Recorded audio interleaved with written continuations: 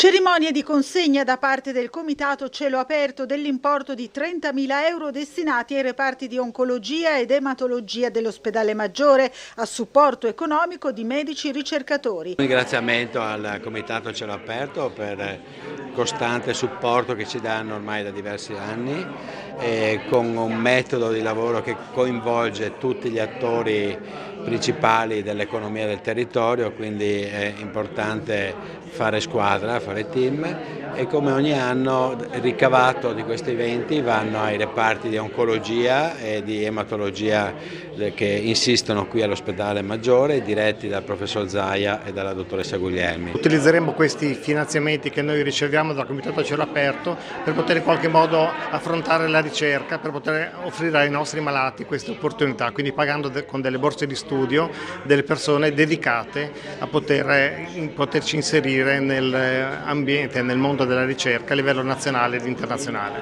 Mettere insieme tutte queste forze, sentirle tutte determinate nel remare nella stessa direzione per affrontare e risolvere i problemi nel modo migliore è un esercizio che non è così scontato. Viviamo un tempo nel quale la conflittualità sta al centro delle cose.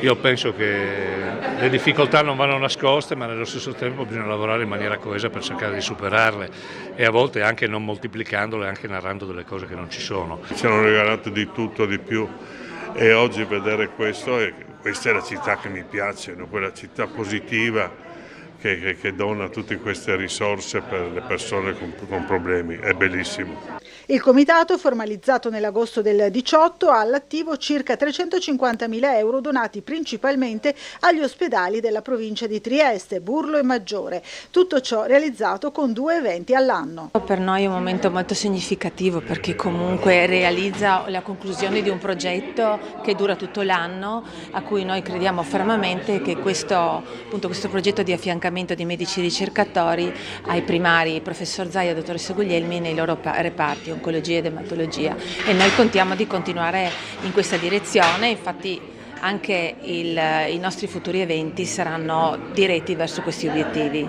Il concerto evento invernale è andato in scena nella sala principale del Teatro Giuseppe Verdi di Trieste. Il prossimo evento sportivo invece in calendario è il prossimo 28 settembre.